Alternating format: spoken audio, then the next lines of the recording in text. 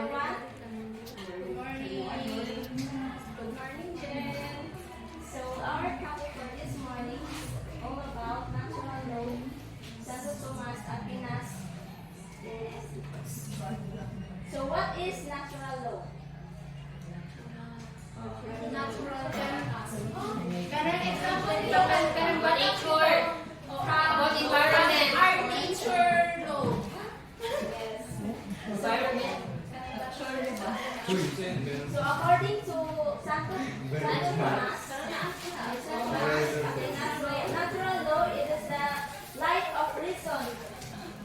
Light of reason is placed by nature and thus by God in every man to guide him in his act.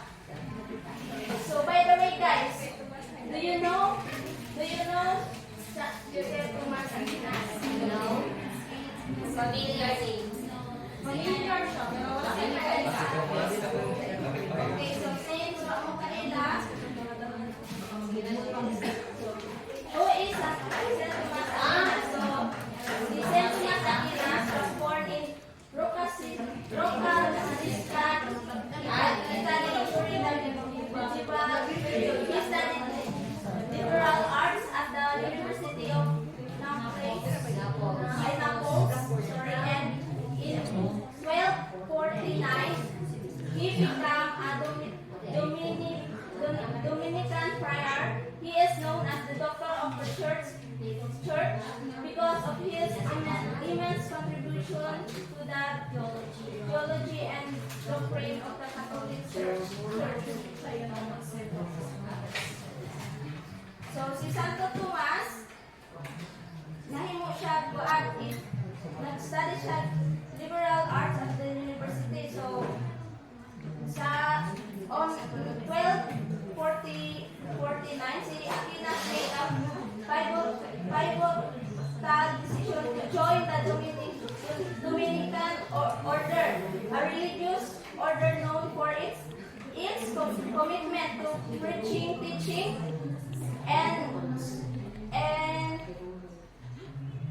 he is also a significant turning point in his life as he decided himself to a life of religious service and intellectual exploration within the Dominican community. So, mga ito ni Santo Tomas na ano siya kaling, I think pari na siya. So, its most important work are the Summa Theologica, where he expounded on the 5 proofs of the existence of God, and the Summa Contra Gentiles, or the book on the truth of the Catholic faith against the errors of the unbelievers.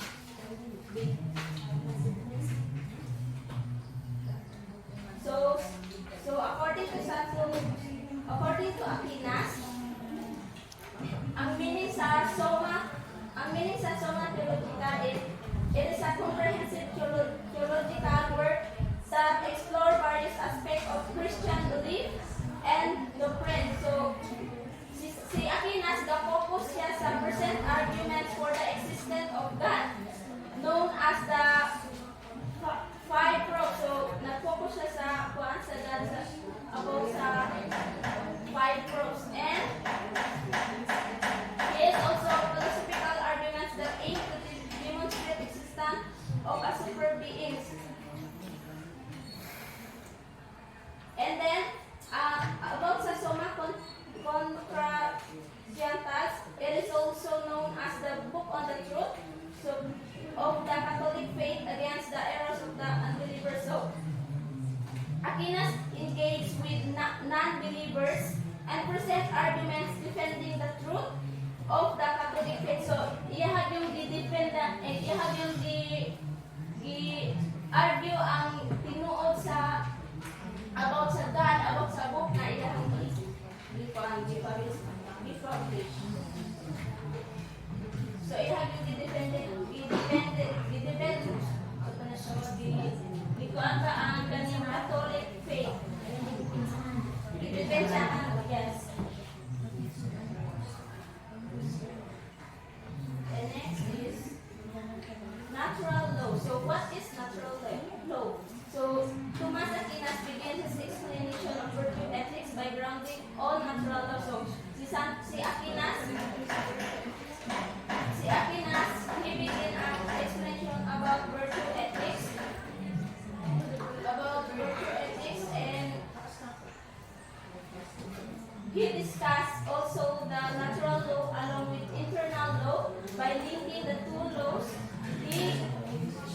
that it has theological underpinning because his philosophy is the mystic or belief in God as the highest of all beings and the highest of all goods.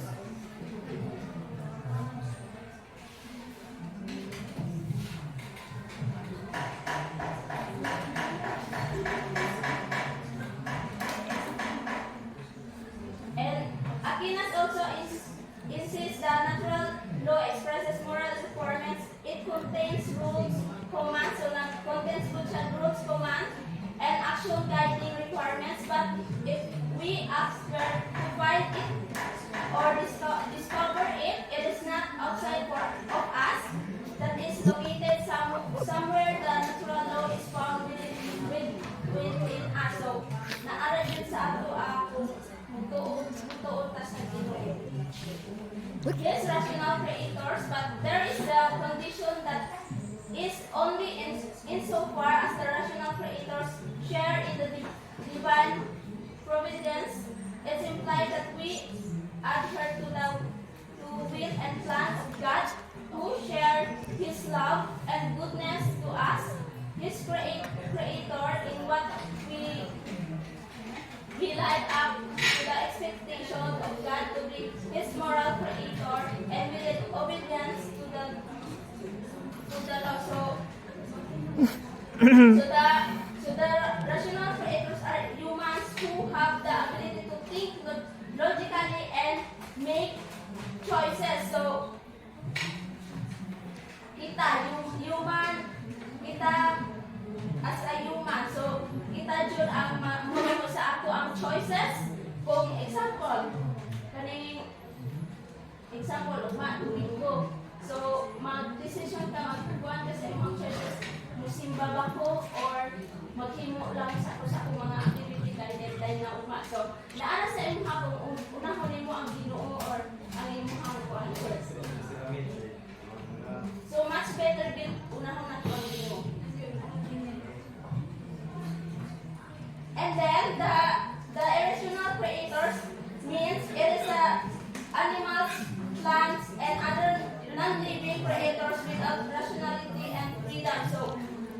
So again, the irrational dili na siya humans, kuha na siya mga animals, plants, and other non-living creators without rational and freedom. Walay mga freedom ba? So kita human ta, we have a freedom, we have a choices, and we have a decision. Though they are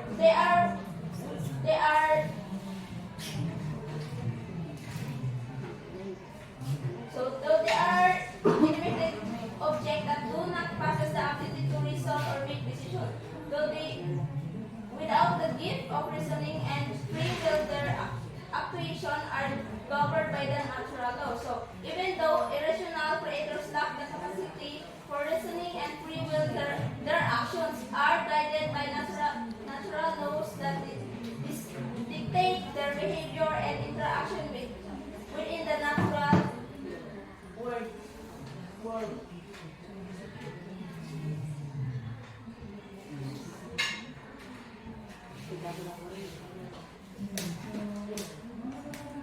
So nakasabot na mo guys? Yes, ma'am. So next one, we have here, there are two groups of adherents who are God's creators through natural laws.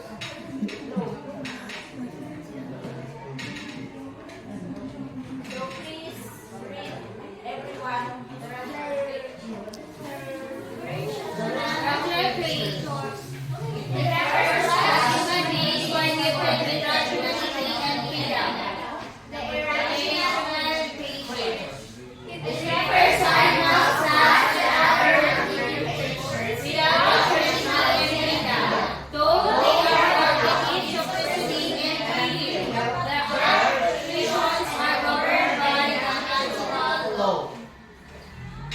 So what I said earlier, the rational creators is a human beings, kita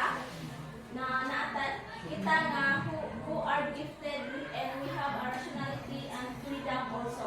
And then the irrational creators, it is the animals,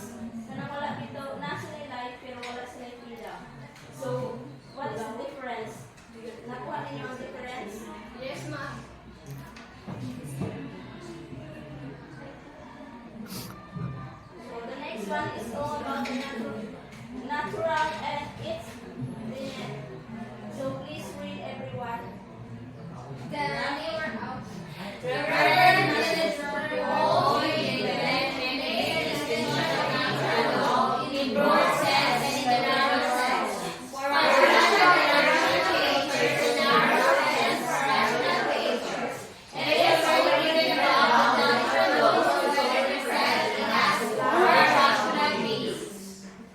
thank you. So, si Glenn, ang dahil mo sa distinction of natural law in broad sense and the narrow sense. So, si Glenn, siya ang differentiated sa natural law into two categories, a broader interpretation and a more specific interpretation, and also in the narrow sense, natural law applies to both rational and irrational creators. Do you agree that? Yes, ma'am. And then for rational creators, it is already given above that natural law is already present in us who are rational beings. As previously mentioned, natural law, it is the inherent rational beings such as humans guiding their moral conduct and decisions. So the next one is happiness as constitutive of moral and cardinal virtues. So the moral and cardinal virtues of happiness has a special meaning in this moral philosophy. It is also virtues consist of human actions that are frequently carried out so much so that such human act becomes easily executed. And virtues are special kind of human acts that are moral. So virtues are behavior like kindness or patience that people do often and without much effort. So virtue as a special kind of human acts that are moral. So pag naghimo ka sa usa ka tawo nga maayo, baan kaning imong ipakita bitaw sa iya nga maayo ka sa iya. Ani wala nimo siya gitaotan ba? So that is a moral act na imong ipakita ang imong kaayuhan. And then virtues are specific good action like helping others, so non-particularness, and showing respect that are considered morality right. So if you are going to show respect to your classmate or to your teacher, that is morally right. Mauna siya ang tawag na morally right. Katong gipakita nimo ang kind, that is a moral action. And then for courage, for courage facing your fears to help someone, it needs sharing your resources. So the next one is there are four cardinal virtues. So what is those first? Please read. Hello. Prudence, justice, fortitude, and temperance. So read the first and four. Prudence. Prudence. This virtue is an exercise of understanding, solving moral problems which we encounter in suffering circumstances. Justice. This virtue is an exercise of ability to give or render the things, be it intellectual or material, to anyone who owns it. If a thing belongs to you, then everyone will respect it and not own it. Or if it belongs to someone, then we must not treat it as ours. Fortitude. This habit is an exercise of courage to face any dangers encountered without fear, especially when they are at stake. Temperance. This habit is an exercise of control in the midst of strong attraction of pleasure. The key word here is moderation. So thank you guys. So for the example in number 1, prudence. So example, kaning ga decide kaning nga grupo mo ga decide mo nga mag-study mo sa exam sa upcoming exam. Dayon na ay usa ka friends ninyo nga nanghangga manglaag sa amo dili sa amo mag-exam. Kay dapat unahon ang kaning laag-laag nyo. So dili unahon ang pag-study para sa exam para ang result na perfect. Result zero ra. Sure. So that is the example in number 1. So for the number 2, kanang example kanang kita as a employee sa munisipyo. Then nakita ni Mayor ang atong kaayuhan. Then iyahang itong gisuklian na kaayuhan po. So paying employees after for their work and treating them with respect in the workplace. So naa siya, maskin mayor siya, so naa siya ay dako nga respeto sa imong hatungod sa imong pagtotoong serbisyo sa iya. So that is the example of number 2, justice. So kamo na ba may example? Yes, give your example or share your For example, ana, kanang asa estudyante, katong isa ka estudyante na naningkamot yun siya og study, naningkamot siya kanang makakuha akong score na walay mahimo kanang mang cheat bitaw siya mangudiko. Tapos katong isa sige na siya gilaag-laag, tapos kanang siya ay gipuhat kundi maglaag-laag sa dapit. Tapos pag-abot na sa exam, kato siya nag-cheat. Tapos nakabalo ang maestra na dako kayo iyang kuha nga kuan kanang square bitaw. Tapos dahil nakabalo ato nga kato siya niya deserve sa isa. Katong isa ning present siya kay para makuan to katong justice bitaw para dito sa ning kamot. Nainintugan siya sa maestra bitaw para ang justice bitaw ma-serve kay Katunong sige nila mao ang nakakuha og highest bitaw. So niya deserve. So, thank you. That is a brilliant example.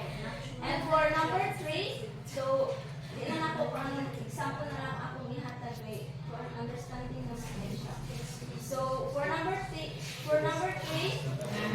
for example, standing up against injustice or speaking out of what is right even when it is difficult or risky. And the last one is temperance is the ability to control oneself in the face of strong desires or pleasure. So emphasizing moderation. So for example, choosing to have a balanced diet and not over